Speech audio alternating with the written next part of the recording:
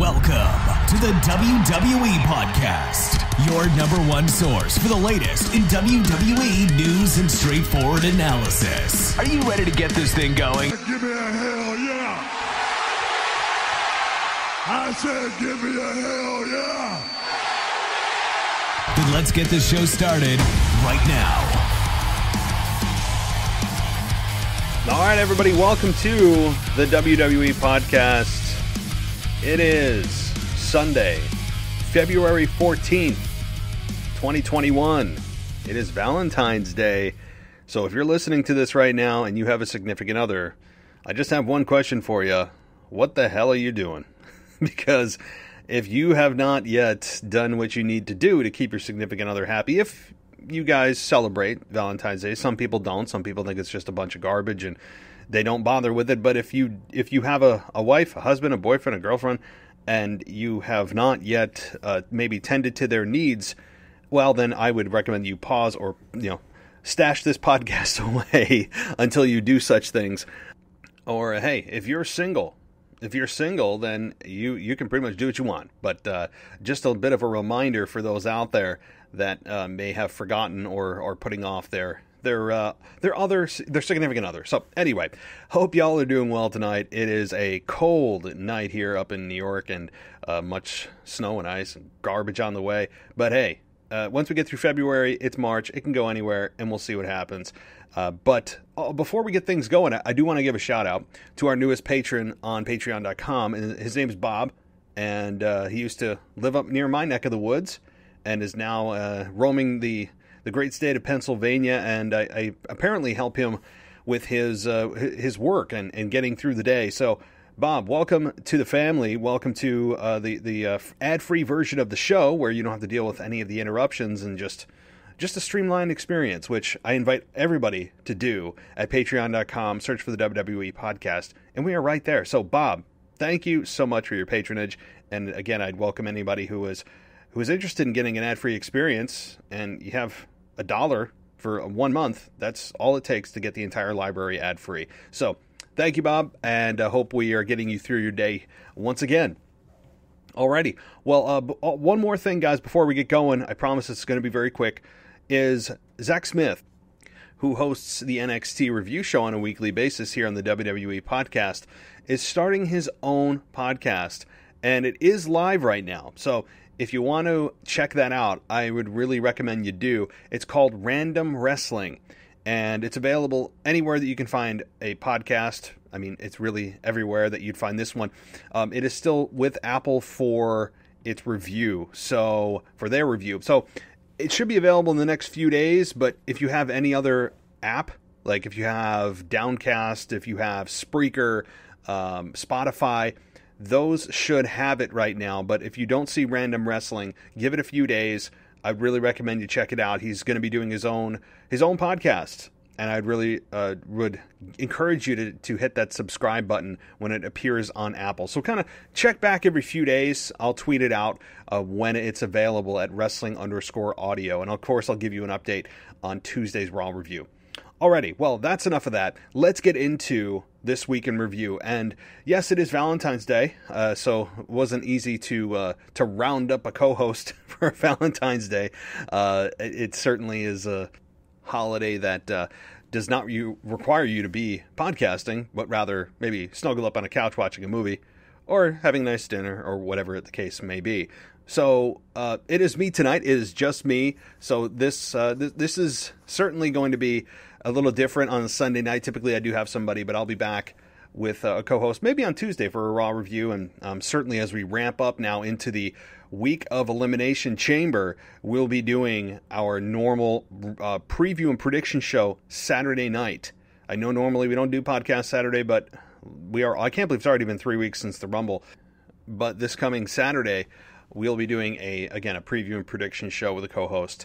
So you're not going to want to miss that. And then, of course, immediately following the pay-per-view will be the Botch Guy and myself, who are going to be doing a review show for Elimination Chamber. That'll pop up late Sunday night, early Monday morning. So you can check that out. Okay, week in review, guys. Let's talk. What's going on? Well, you guys heard my Raw review, so I'll touch a little bit more on that. But since I just watched SmackDown, I gotta say, SmackDown right now is the more enjoyable show as a whole, in terms of the writing, in terms of the wrestling, even cohesion, common sense. Right now, SmackDown possesses those attributes where Raw lacks in a big way at times. And sure, SmackDown stumbles. It doesn't have a perfect show, certainly. But Raw right now seems to just be more about the entertainment, as SmackDown seems to be more about the wrestling and intriguing storylines and things that make damn sense. What am I talking about? You're saying, what do you mean makes sense? Well, let me just pick one out of the air here. And this is a big one. On Raw, I talked about how the contenders for the Elimination Chamber match, where Drew McIntyre will be defending the WWE Championship inside of, were just picked because those people were former champions. That's it. That is the only qualifications that they were given. And I thought they were weak. I thought it was, to me, not a great way to make sense of who gets picked just because they're a former champion. I don't think that's the strongest qualification. I really don't. And on SmackDown, we got Adam Pearce, who selected those people he selected 2 that he thought were deserving right off the bat. But the rest, the other 4 contenders inside of the Elimination Chamber, were to be qualified. Boy, that makes sense, doesn't it? Oh, man. I mean, thank you. I mean, Adam Pearce, who has been defending his logic on Twitter at times about how people are just selected for things, is actually, I think, starting to turn, on at least on a TV production perspective, on camera, a less annoying personality. And I will be the first to admit that Adam Pearce, when he first came on television, overacted, at least on a regular basis. He overacted. I think that he was very unlikable, even though he was being positioned as a babyface, that he was extremely unlikable, and I wanted to see someone just knock his lights out. I was not a fan of Adam Pearce. I didn't like how they just subtly slid him into a quasi-GM role that's now under a different label of just a WWE official. And they all just did it, and basically they hid it in plain sight is what they did, and we're all supposed to just not even notice. But I will say, those complaints aside, which I stand by, I'm not retracting those, because in the moment I felt that way, that he has been improving on a weekly basis, at least from not wanting to see somebody, spear him into oblivion, or just go off my screen. And you may be saying, well, why? What's the change? What has he done that has actually made you, at least in my take, of course, very subjectively, made you kind of turn a little bit on his unlikability? Well, I don't think, number one, he doesn't overact on emotions, where he did at the beginning. He doesn't, act like a cartoon, a walking cartoon. He stands up for himself as a babyface.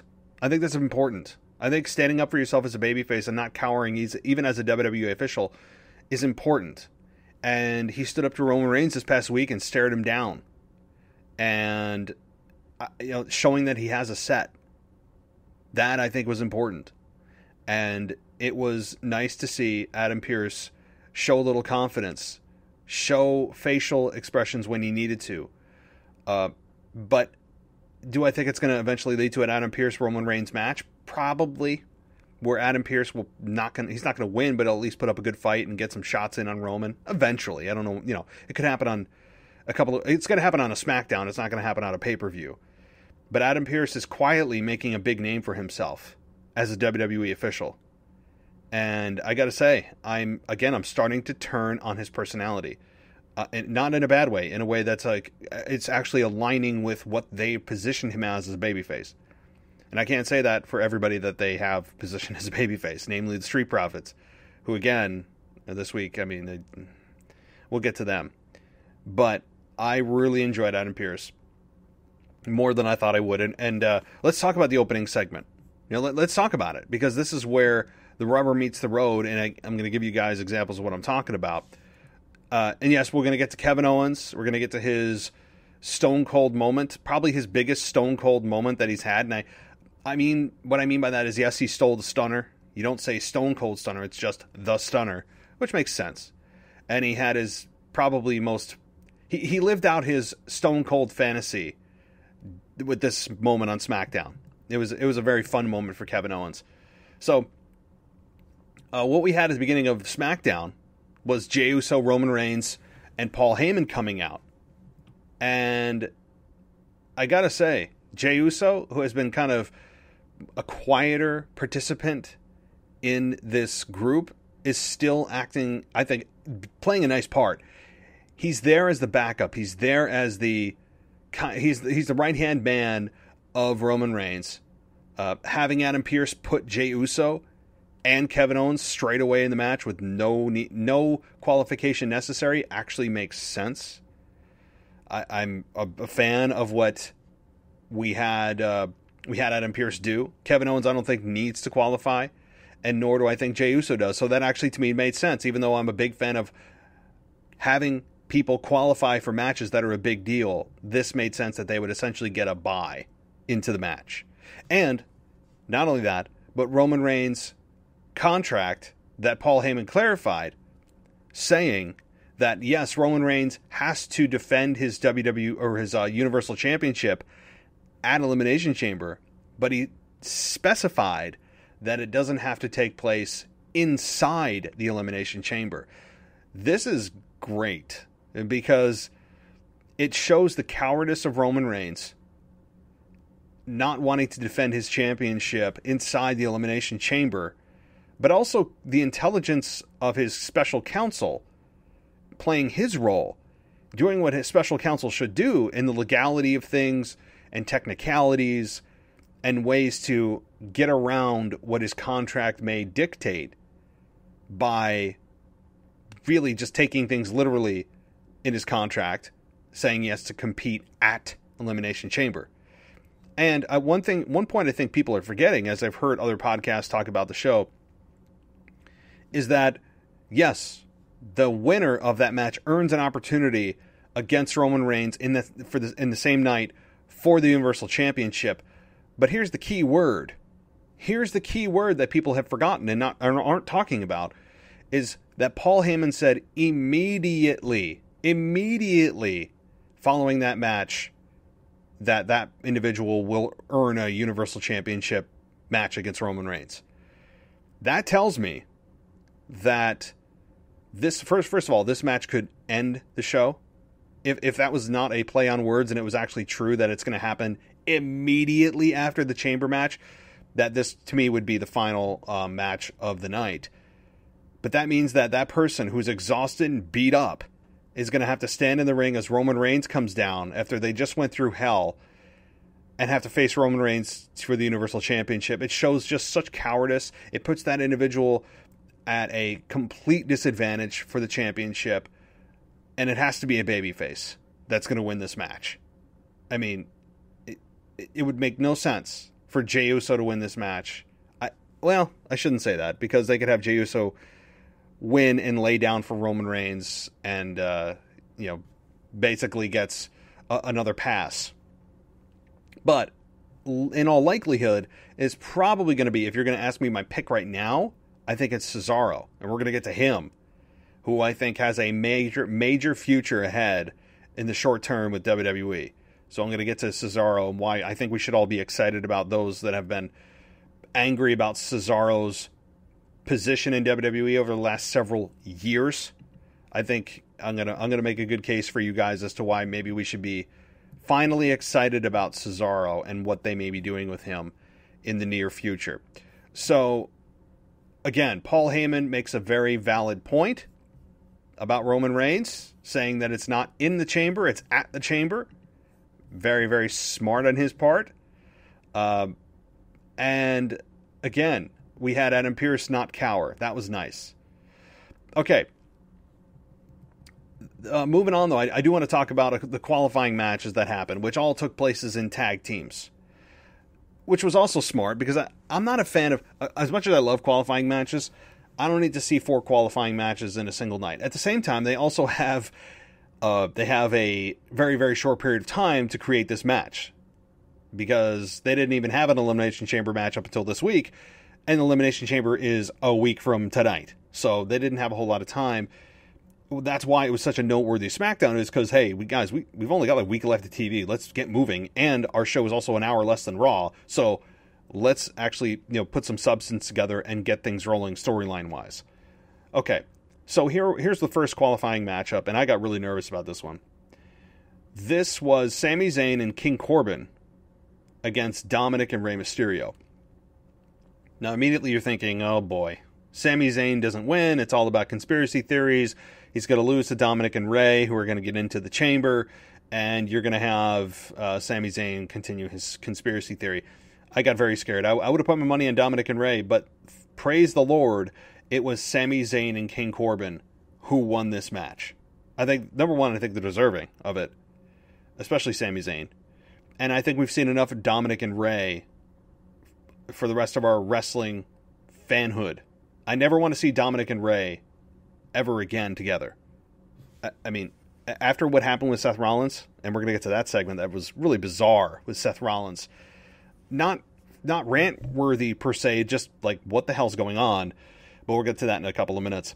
But again, this match was okay. I had no problem with it. Sami Zayn and King Corbin won. Sami Zayn won with a haluba kick on Dominic Mysterio. So a clean victory. It was nice to see Sami get a win. So, hallelujah. Okay. The next qualifying match, Cesaro and Daniel Bryan versus Robert Roode and Dolph Ziggler. Again, this was the main event, so I know we're kind of jumping around a little bit. I understand that. So, I love this match. I mean, how can you look at this match, how can you not have a good match? You would say the weakest link is Robert Roode, right? But if Robert Roode is your weakest link, you have a pretty damn good match on your hands. I mean, you just know that, in terms of quality, you're going to have zero issues whatsoever. So this was a good match that we all knew was going to be good. And so here's what happened. We had Cesaro and Daniel Bryan obviously get the victory. But it's not necessarily what the outcome is. It's how Cesaro's winning here. Cesaro has been getting clean victory after clean victory over big, established stars, namely Daniel Bryan himself, twice. So they didn't just establish it as a fluke. They had him lose twice to Cesaro. Cesaro's been getting big, big wins. And this has been happening for several weeks now. So they are laying the foundation for Cesaro to do something. I'm concerned what happened with Seth Rollins, so I'm going to talk about that in just a second. But before I do, I want to touch on what happened with Kevin Owens, because that's finishing up this match here. Again, I know it's the main event. We jump around here. But Cesaro and Daniel Bryan win the match, as they should, because you couldn't have too heavy of a heel chamber. I mean, you can't have 5 or 4 out of the 6 guys be heels. So it makes sense that you have Daniel Bryan and Cesaro win. I don't think you could have done it any other way. And Cesaro could be set up for a Kofi Kingston type moment. That right now is my thought. Is that Cesaro has that moment where, oh my God, he could win.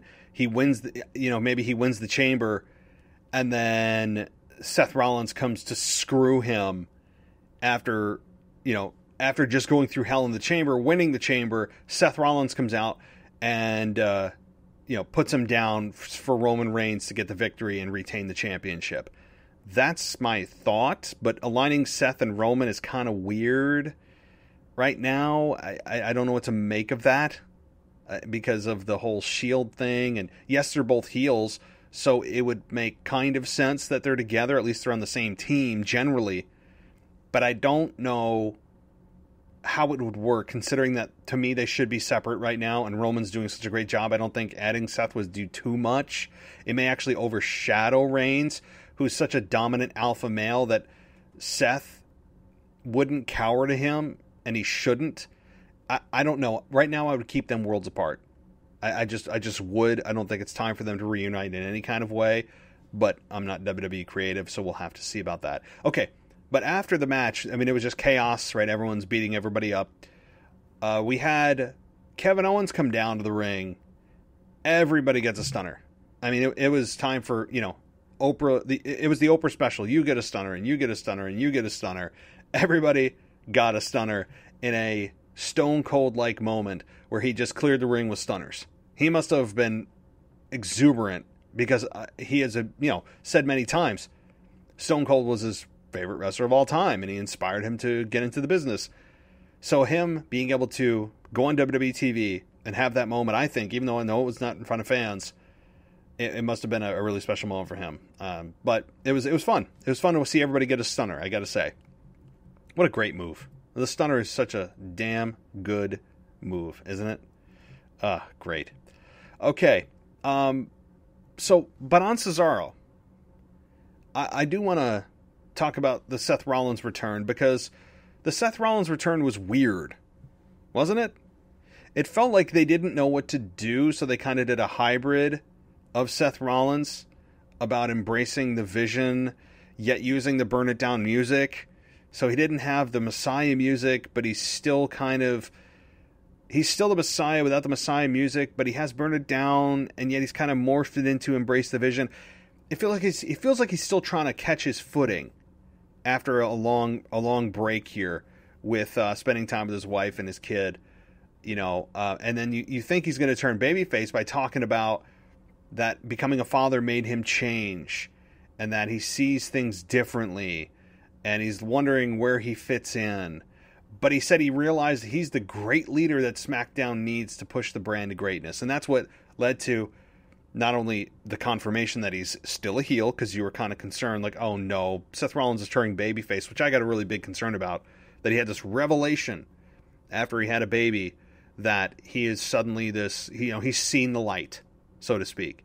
And then he's going to come around, and you're thinking, oh no, because Seth Rollins is a brilliant heel when he wants to be, and a babyface does not work for him. So I'm glad that they teased it and then went right back to, oh, he thinks he's the leader of everybody. Got it. Okay, heel. So it led to the roster walking off, and the only one left standing there was Cesaro. So that ultimately led to Cesaro, who I don't know why he hung around. He didn't really have a mic, but it led to eventually him walking out and them Rollins beating Cesaro down. And so we're going to get a Rollins Cesaro program. And to me, it's going to have Rollins screw Cesaro at Elimination Chamber even after Cesaro wins the Chamber, which leads to a Seth Rollins Cesaro matchup, maybe all the way to WrestleMania. Maybe. So I'm going to get to that speculation too. But more importantly about this segment, I'm going to get back to Cesaro and why I think there's a major push coming. But I don't understand this. Seth Rollins didn't have any disciples. I mean, he had Murphy kind of here and there and back and forth and not there and not there. AOP were injured, gone, then fired. He has not really ever had a great following. He has screwed everybody that he's ever come in contact with as a heel. So why are the wrestlers going out there in droves, one behind the other? Let's put all our differences aside to pay respect to Seth Rollins. I understand what the goal they were trying to achieve was, that he wants to be the visionary of SmackDown, right? I mean, but they could have achieved that without everybody putting all their storylines aside, including, and this is what made it the most egregious, Rey Mysterio, Dominic Mysterio, and I caught a look at him. I definitely caught him. Buddy Murphy was there, or Murphy was there. What the hell are they doing there? I don't understand. It's bad enough that you have everybody suddenly decide to drop what they're doing and pay respect to Seth Rollins. For what? But you get the three guys that he's been screwing with for months coming out to show him respect?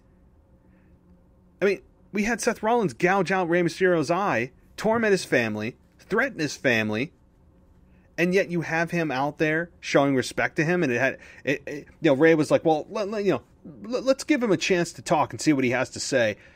And what did it for him, what pushed it over the edge, was that he said he wanted to be the leader of everybody. Rather than, I don't know, the fact that he threatened your entire family a few months ago and you're just supposed to put that on the shelf and forget about it. it's beyond that egregiousness, which is just stupid, especially with Murphy. It's like, what? Why are we doing this? That to me was not a big enough moment to dedicate to everybody dropping their storylines and going over the ring, paying the respect to Seth. None of it made any sense.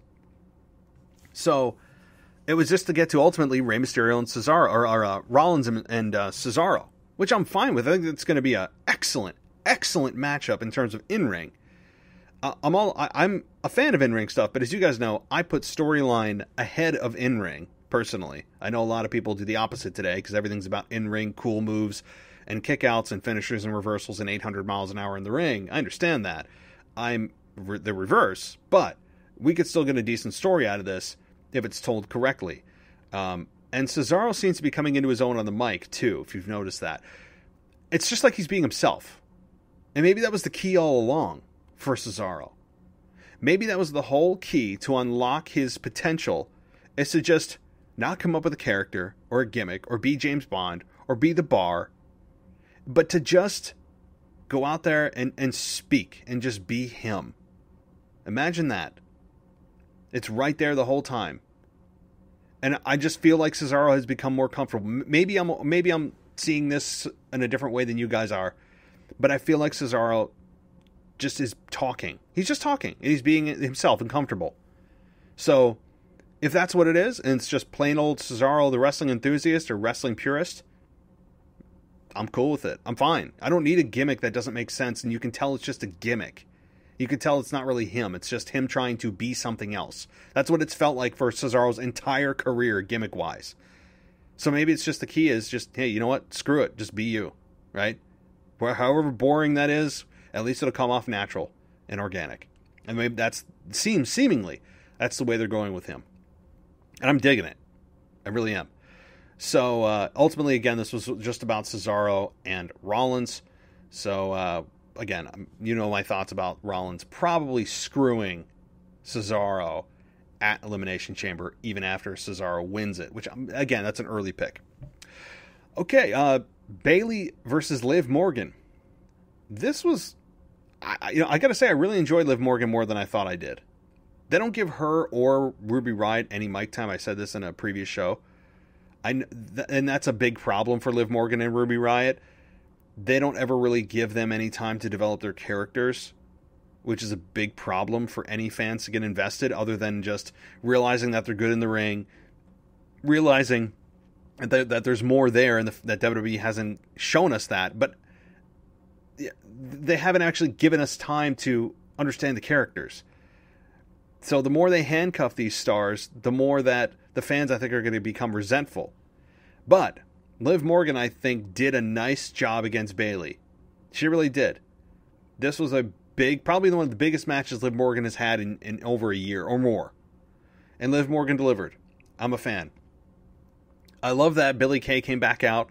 You gotta have Billie Kay every week. I mean, she is a joy. She comes out with a bunch of her resumes again, which get tossed by Ruby Riott accidentally into the ring, which you could argue is actually Ruby Riott's fault and not Billie Kay's fault, because that distracted Liv Morgan, and then we had Liv Morgan eat the rose plant with Bayley getting the victory.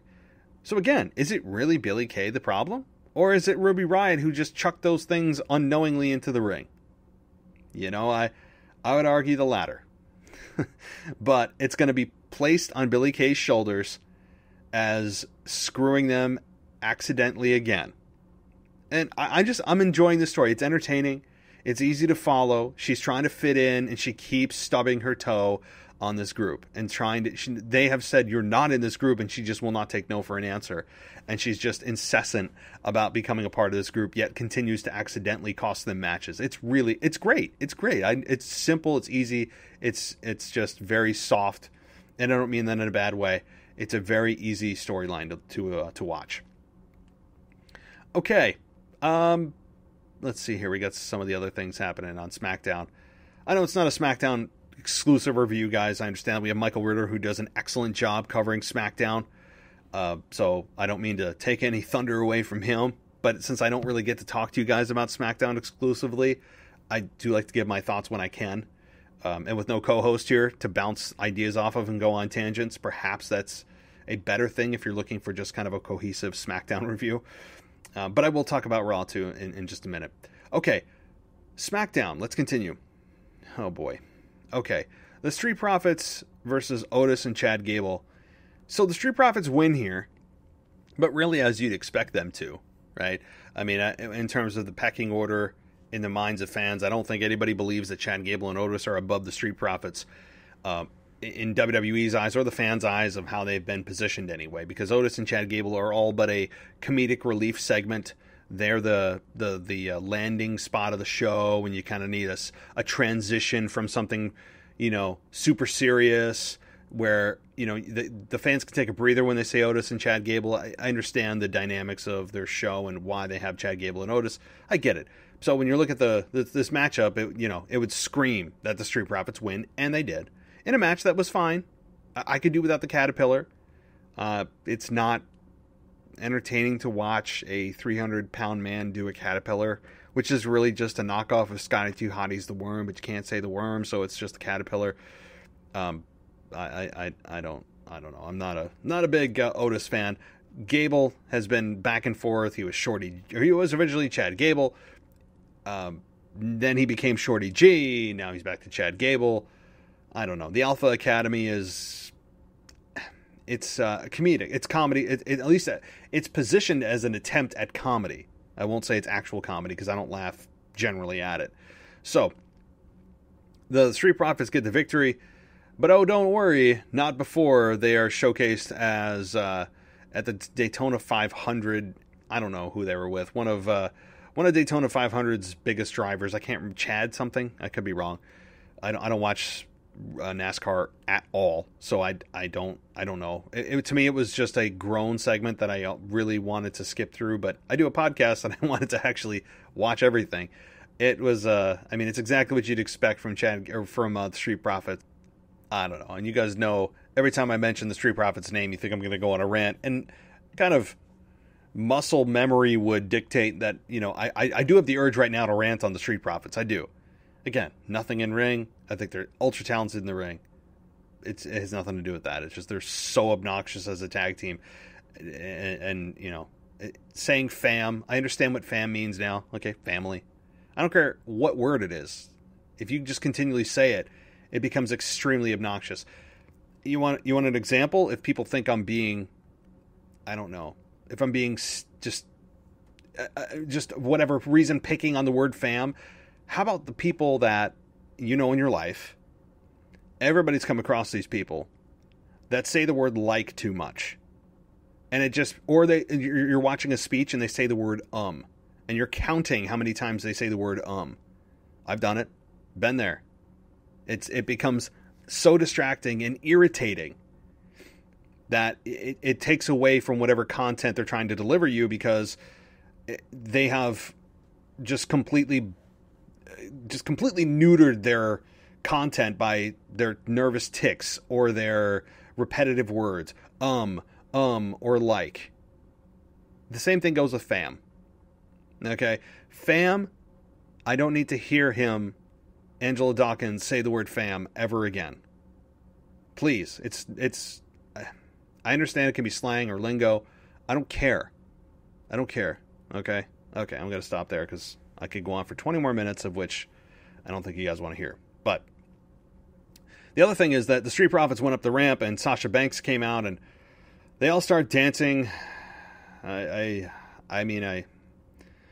not a fan. Here's the thing. Here's the problem. And I know I have massive Sasha Banks fans that listen to the show. Massive ones. People that call in every week. And on the mailbag, you guys hear it. You hear the mailbag. You guys know that we have massive fans of Sasha Banks and she can do no wrong. I think it was like seeing Sasha Banks and the Street Profits together in that moment of them dancing was just, it was to me like a take me out of the moment, change the channel, tell me when this is over so I can get back to a product I can engage in moment. And you may be saying, it's just dancing. Like, what are you picking on? Who cares? No, because why are we doing these overlapping entrances with segments. Anybody notice that WWE over the last several months has done this, where they just, for no reason, you think that person's coming out to interrupt, but no, it's just a transition. Can we not give them an extra 10 seconds to get behind the curtain and then start, that person's entrance? Why do they have to be why does it have to be an overlap? But them dancing was just stupid. I don't like Sasha Banks as a babyface, somebody calling themselves the boss, and Michael Cole saying it's boss time. Can somebody just, I don't know, can Corey Graves put one of those mechanical boxing gloves somewhere and just hit a button, and every time he says boss time, Corey Graves can just hit the button and it punches Michael Cole in the face? Maybe we can do that. Can we do like a GoFundMe for it or something? Can we start something? I don't need Michael Cole saying boss time anymore. Can we say something else? I understand that it's boss time. I understand that's her thing that she says. I haven't felt... Here's the thing, though, with Sasha Banks. Here is the thing. And I don't think this is even arguable. I'm sorry, it's not. She's been saying she's the boss, whether she has the championship or doesn't, heel or face. When exactly has she been the boss of anything? She couldn't hold on to a championship when she won it up until this past run. She's never really... She hasn't had a faction, right? So how are you the boss of anybody if you're not able to dictate what people do? What are you the boss of exactly? Like, what is the boss? It's just, okay, the boss. You're the boss of what? I'm sorry if I'm destroying her gimmick for some of you. What exactly is she the boss of? Well, you could say the same thing about what's Charlotte the Queen of? What's Asuka the Empress of? I understand that everyone's got to have their own little cute gimmick. I get it. But she's been saying she's the boss. She is the one gimmick that, again, I'm a big Sasha Banks fan in the ring. She's got a great look. She cuts occasionally good promos. But I think she's massively miscast as a babyface. If she was a heel, I wouldn't say boo about this, because she can be obnoxious and just be herself and do her little head shake and finger snapping that she does. That's not babyface-like. All she wants, if she's a heel, because she is playing heel, yet she's cast as a babyface somehow. But I don't exactly know what she's the boss of. I've never felt like she is actually believable as saying she's the boss. Okay, so see, I'm going to cut my rant short. I'm going to cut my rant short on that. But somebody please explain this to me. I'm asking someone to call in. Call us at 518-952-0247 or email us at realwwepodcast@gmail.com. And please, I'm asking somebody to please tell me what she's the boss of. Where she is actually... And give me an example of when she's shown she's the boss of whatever you're telling me she's the boss of. Because you can't. It just doesn't feel right. I don't know. And you can't... And nobody else can really tell me that she's better as a babyface. No. Okay. Moving on from this. There's always going to be something about the show. But overall, it was fine. Okay. Sasha Banks and Bianca Belair took out Nia Jax and Shayna Baszler.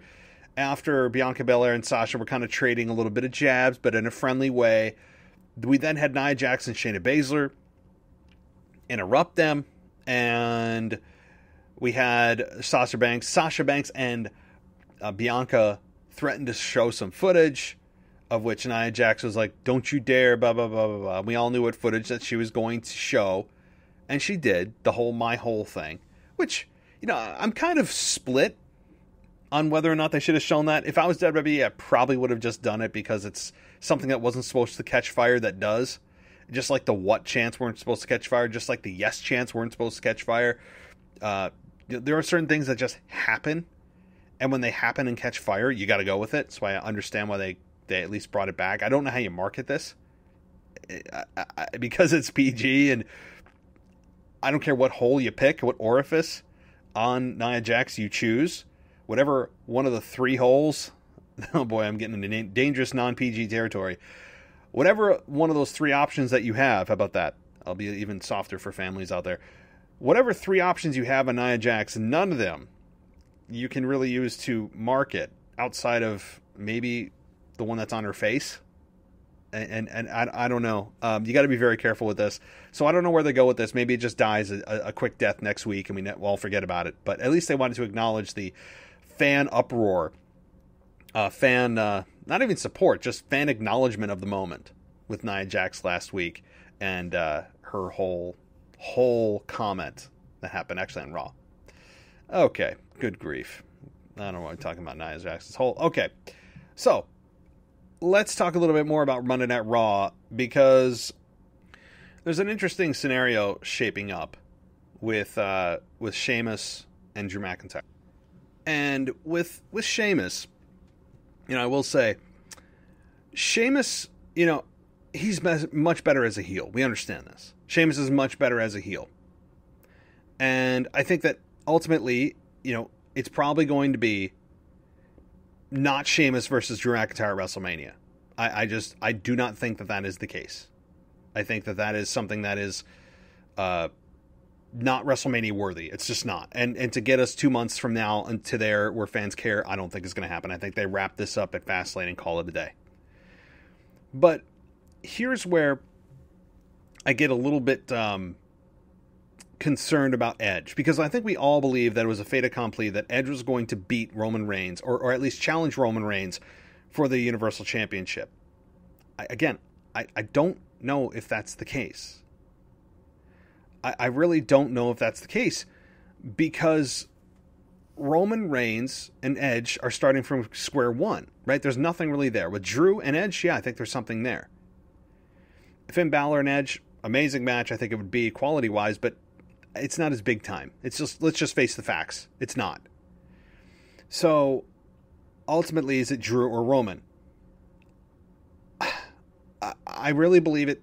There's an equal chance here, and I hate to cop out, but and I don't like the fact that they are teasing us before the fact of the pay-per-views that they could make a choice, because what if that person just decides to, or drops the belt at Elimination Chamber? Then, what is it, Edge versus The Miz?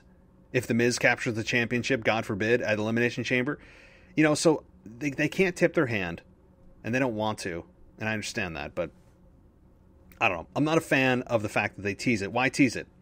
If we all know that things could change, and if they don't change, then that person's probably going to win the match. They're not going to change WrestleMania. It gets a little bit convoluted. So I think ultimately here's what I think is going to happen, and here's what I wanted to bring to your attention about Cesaro. I think Cesaro, here's how I get him. There are two scenarios for Cesaro, and I'll tell you at the end of this which one I think is the most likely. The best case scenario is this. Cesaro wins the Elimination Chamber, faces Roman Reigns that night, loses because of Seth Rollins screwing him. They have a grudge match at Fastlane, where the winner of that match goes on to face Roman Reigns at WrestleMania for the Universal Championship. Cesaro wins that, goes to WrestleMania to face Roman. The second option, which is the option I think fans would just lose their minds over, but is possible, is that he loses the Chamber match, and they have a grudge match, maybe at Fastlane, so I think that's pretty consistent that it's going to be Cesaro and Seth Rollins for the next few weeks to maybe month and a half. And then he loses to Seth Rollins, and he's in some kind of fatal 4-way, fatal 5-way for the Intercontinental Championship at WrestleMania. Now, which one do I think is most likely? Believe it or not, I think the first choice. I think the first choice for Cesaro is the most likely. Where we have Cesaro in the main event of WrestleMania to face Roman Reigns, because they have laid the foundation, the groundwork for Cesaro really nicely over the last several weeks. Not just fluke wins, but convincing wins with the sharpshooter. And he's coming into his own in terms of his voice, right? I mean, I've said this before, but his style doesn't feel like he's playing somebody, he's just being himself. And to me, it's now or never with Cesaro. And it's a shame that fans can't be there to have that Daniel Bryan or Kofi Kingston moment with Cesaro, because the fans would explode for him. I think it's going to be an overwhelming response, a positivity if Cesaro wins the Chamber match, and then realizing that Roman Reigns is, immediately going to come out and lay him out with a spear, and then Seth Rollins will probably screw him as well. But this is a great story to put Cesaro in, stacking the deck against him. You know, making him scratch and claw again to get the championship match. So I think it's possible. I think it's very likely. The question would then become, well, what the hell's Edge do? If he's not going to challenge Roman Reigns, I guess he challenges Drew. But if he challenges Drew, does anybody turn heel, or are we all just going to stay babyface? That's a hell of a question. And if Cesaro goes to WrestleMania to face Roman Reigns, does Edge win? Does Edge and Roman Reigns, if Cesaro and Roman Reigns go to WrestleMania, does Cesaro win the Universal Championship? These are all really tough questions. Really, really tough. There's no answer I would be very sure about. It's very difficult. And again, I haven't given it too much thought. I don't want to give you guys a half-baked answer. I don't want to give you guys a half-baked answer when I really haven't even gone that far, because honestly, I mean, I am 4 steps ahead here of actually being able to give you an answer on that. So again, guys, this is certainly a long, WrestleMania is a long way away in terms of storyline. They could change things. There could be something in between. I'm not saying that those 2 options are the only 2 options for Cesaro, but I will say, if you are a Cesaro fan, and I'm a Cesaro fan, but kind of just mildly, I support him, I respect him. It's just the whole character thing has been lacking, as I think most fans would recognize, and WWE themselves have recognized. Vince McMahon himself publicly has recognized that has been his one, I guess, Achilles heel, so to speak, that he's yet to really find that character, which maybe he doesn't need a character. Maybe it's just him, whoever he is. So this is going to be a fun ride to WrestleMania. But like I said, if you are a Cesaro fan, you may finally be able to ring the bell and sound the alarm that this could finally be Cesaro's time. It could be. I think he has to find himself on the mic a little more, give him a little more mic time over the next few weeks, because I understand they're not going to put a gimmick on him, so to speak, but he needs to become a little bit more calm on the mic, or at least comfortable, I should say, on the microphone. So, I don't know. I think it may be time to finally get excited for Cesaro. If you are a Cesaro fan, again, they could certainly do the second choice where they just bury him in a Intercontinental Championship match. He has some nice spots at WrestleMania, where we all ooh and ah at his uppercut, and he ultimately loses that match. Or even if he wins the Intercontinental Championship, it's kind of like, oh, cool, right? I don't know. It feels like Cesaro's been there, done that, doesn't it?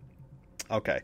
The other thing I want to talk about quickly before I sign off here is Big E against Shinsuke Nakamura. Big E defeated Shinsuke via disqualification because we have Apollo Crews hang out at ringside, and he drop-kicked Big E as he was going for the big ending, one of the weakest-looking finishers in the history of wrestling. And he gets the DQ victory. So, again, Big E, who had this, I guess, open challenge kind of thing, just turns down somebody that came out to challenge him. And I understand why he did it, but it's an open challenge. So it's kind of first come, first serve. So, I don't know. You could argue it's a little bit of a, I don't want to say cowardly move on Big E's part, but it immediately walked back exactly what he just said. That he's a fighting champion. Because God knows WWE needs to make that statement for every babyface champion that they're a fighting champion. You don't believe me? Go look. Go look at Drew McIntyre's proclamation or victory statement after he won. The first Monday Night Raw after he won the championship at WrestleMania 36. Go watch. Any babyface champion that wins the championship for the first time, especially, their declaration by orders of Vince McMahon is, I'm going to be a fighting champion. You guys know I'm not a big fan of this. You may be saying, what are you talking about? You don't want to be the chicken blank heel? Yeah, but you also want to be an idiot and put your championship on the line for anybody that asks for it. Because you don't know what they have up their sleeve. And it also devalues the championship that you work so hard to get, because you're giving it away to anyone that asks. So everyone's qualified under your watch. Everybody that asks is qualified for this. Really, I think that's a stupid way to look at it, and it's extremely transparent of what they're trying to do. I don't like similar statements being made by two totally different characters. And it's just it's like a rot that's growing in WWE with this their babyface declaration statements. I actually don't want you to say you're a fighting champion. I want you to, have grow a set and put it on the line when you need to. I don't need you to avoid fights, but when they come to you, sure, whoop ass. But it just is it's so PG to say something like that. It's so clean and nice and neat. I'm a fighting champion. Oh, God. And I don't know. It's not.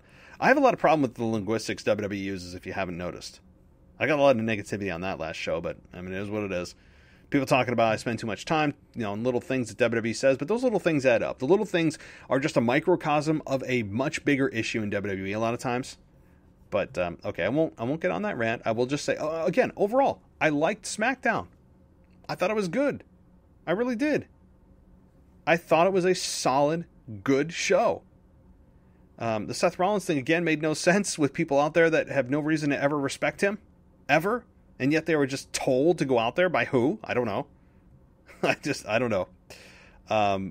But anyway, I hope I gave you guys a little bit of encouragement or maybe hope for Cesaro moving forward. And if they completely bury him, at least I gave you this temporary hope and we can all hang on to that hope.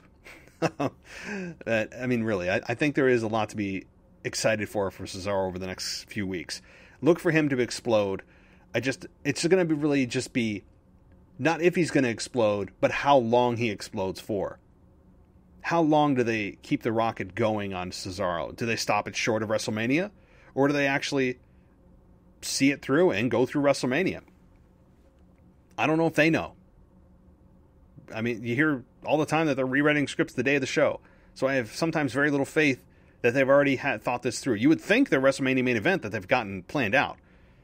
But anyway, I hope you guys enjoyed this week in review. It was a good week in wrestling. Overall, SmackDown certainly made it feel a little bit more comfortable and fun. Raw was kind of, it was Monday Night Raw. The whole Bad Bunny thing with Damian Priest, you guys know what I thought about that. It's nonsense. All right, every time they bring a celebrity in, I don't care how many people listen on your damn Spotify, how many followers and people in music you have. I understand you're trying to break into the music or the Latino audience, and I understand that. But you're just having these people look like fools. The wrestlers look like fools.